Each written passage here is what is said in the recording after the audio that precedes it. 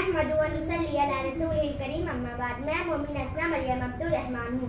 मैं पंचम जमात में पढ़ती हूँ। मेरे स्कूल का नाम दी मालेगांव हाई स्कूल है।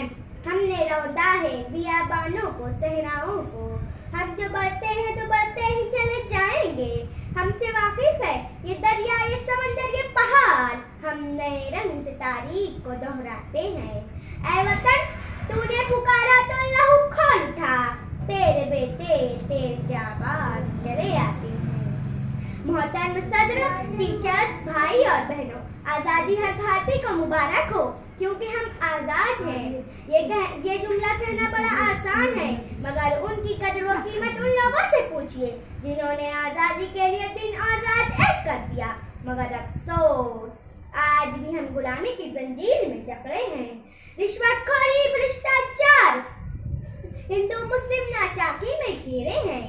नौजवान नस्ल इंटरनेट की वबा में उलझे हैं। खुदारा उठो, क्योंकि मेरे देश की मिट्टी के लिए, क्योंकि हम आजाद हैं।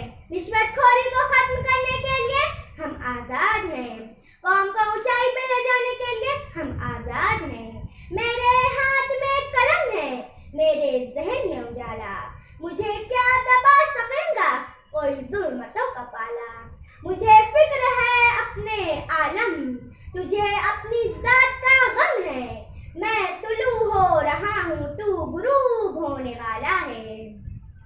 सलाम भारत की आवाम का, जिन्होंने हर आने वाली मुसीबत का डट कर मुकाबला किया, चाहे कोरोना की लहर या भुखमरी।